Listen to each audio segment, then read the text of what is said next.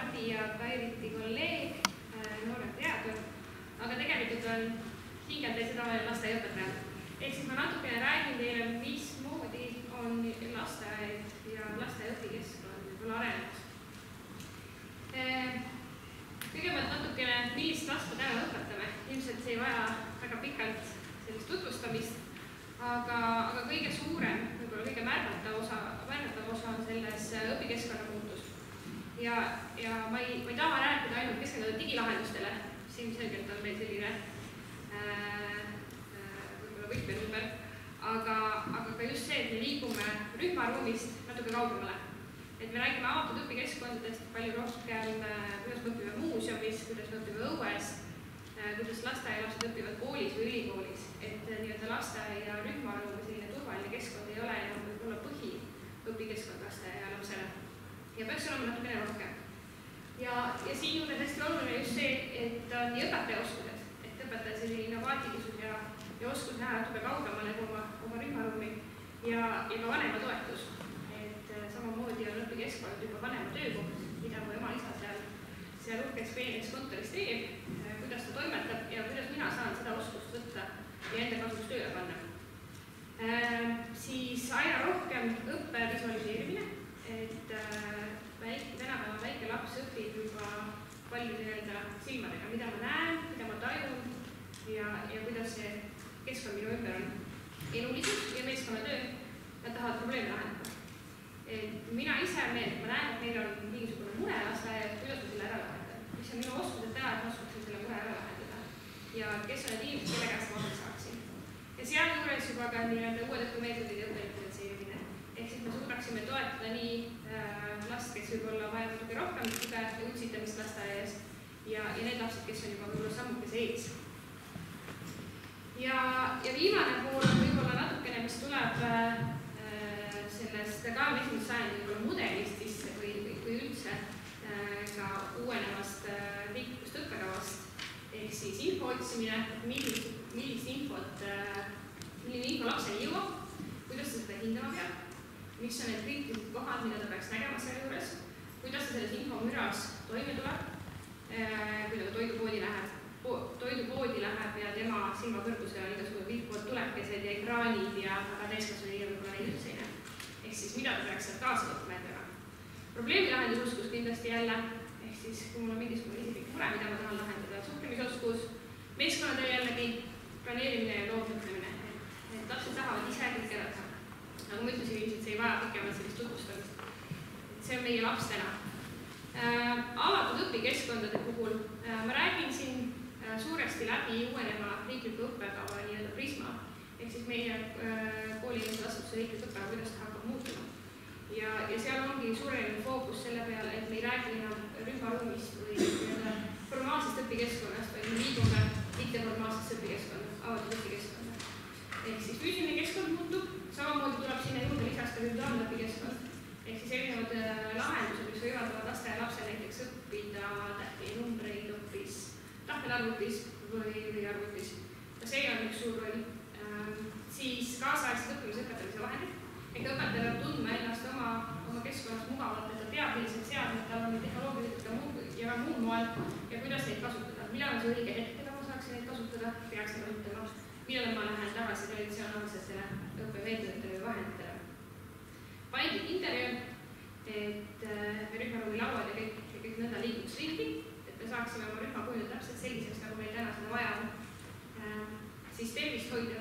Ja see tuleb päris tugevalt mängu tehnoloogia juures. Et me ei räägi, et ekraanid on iga päev meie laste sõbrake, vaid me oskame hinnata, millal on meie ekraaniseade vajalik, millal ta ei ole vajalik. Siis õppimisele suunav, et me saaksime toimetada vabalt.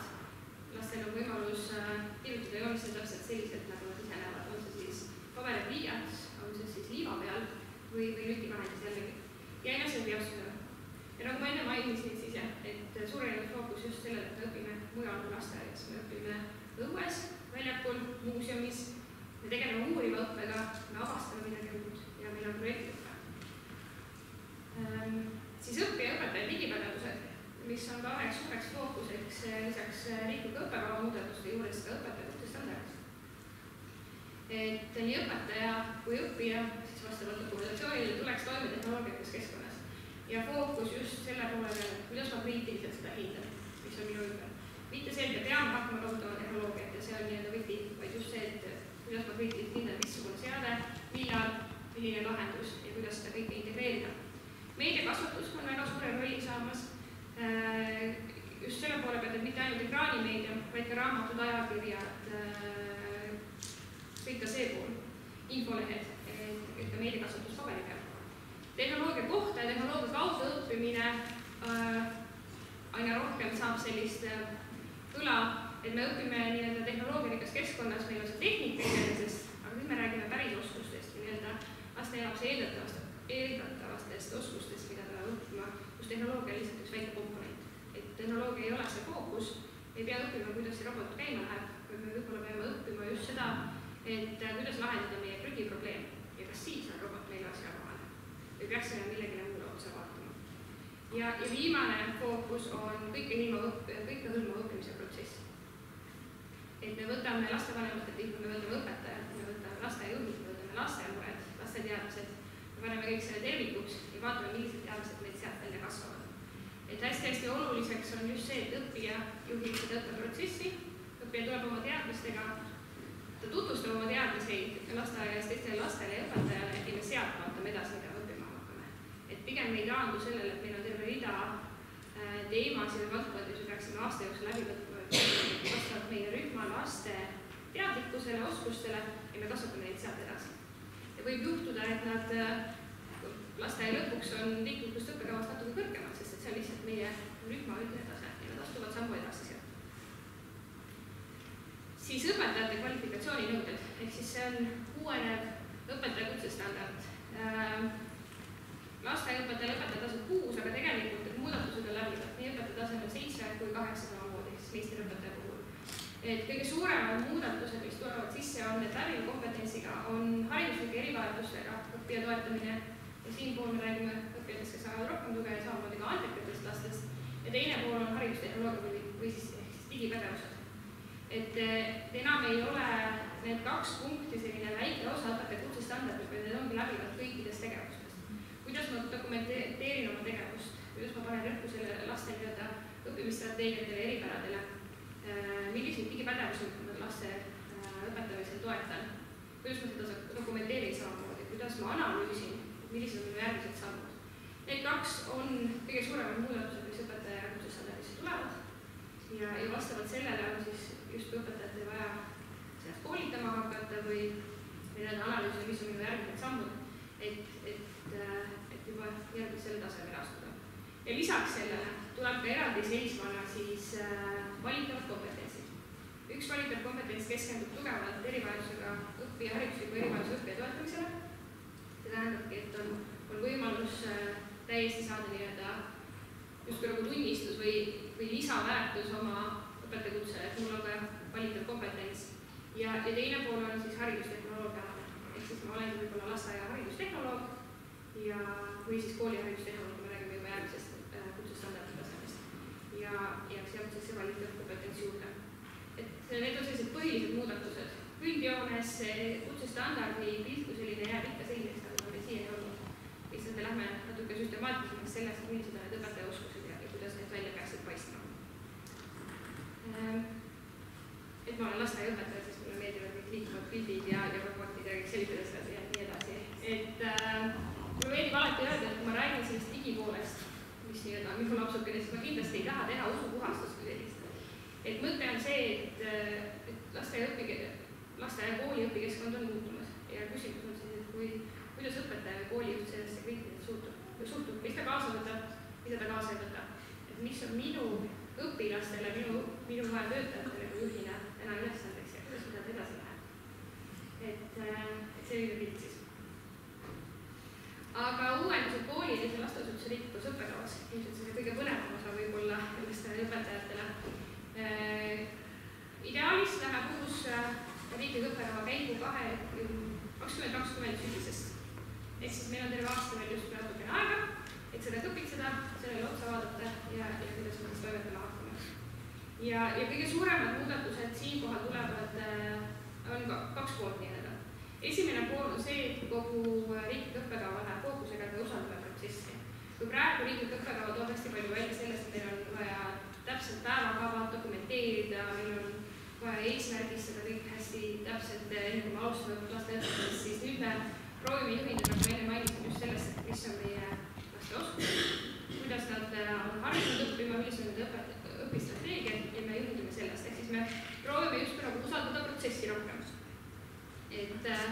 Et ei ole vaja täpselt ära märkida, millal on õppetegevus või õpitegevus, millal on siis vaba tegevus, vaid kõik kombineeritud. Siis natukene lihtsamaks võib-olla või selliseks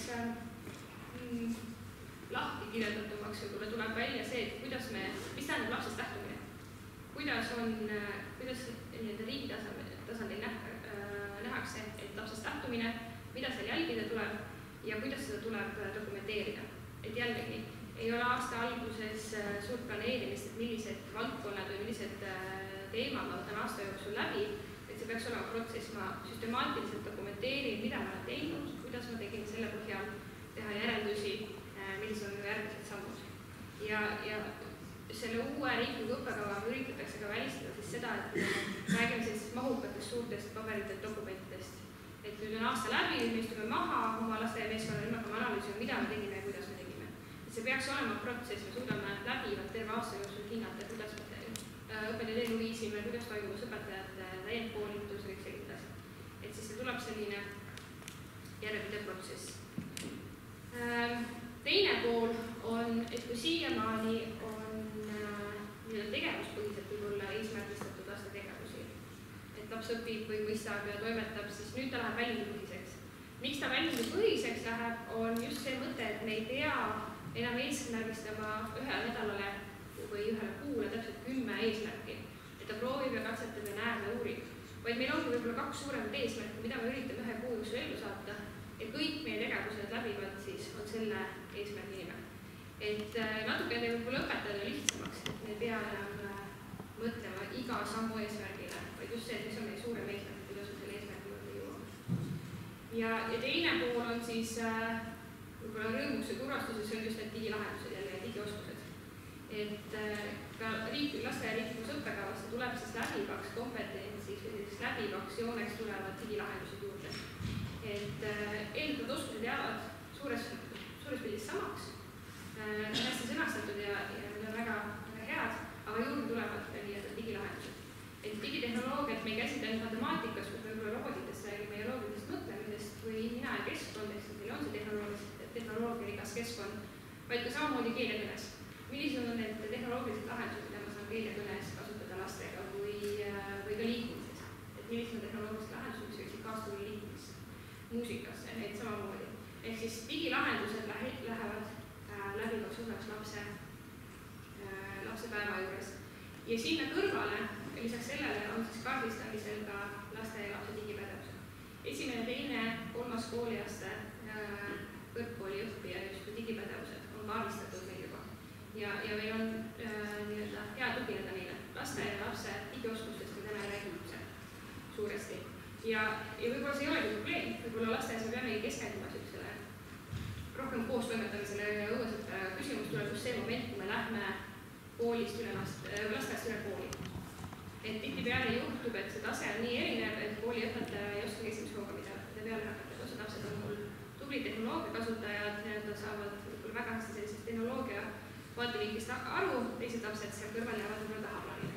Et siis just see, et toetada lapse sellist julget üleminekut kooli, et see on hästi tähtis ja see on põhiliseks fookuseks, kui me vaatame neid digipädevusi, laste ja lapse digipädevusi ja kuidas me neid kaardistama hakkame.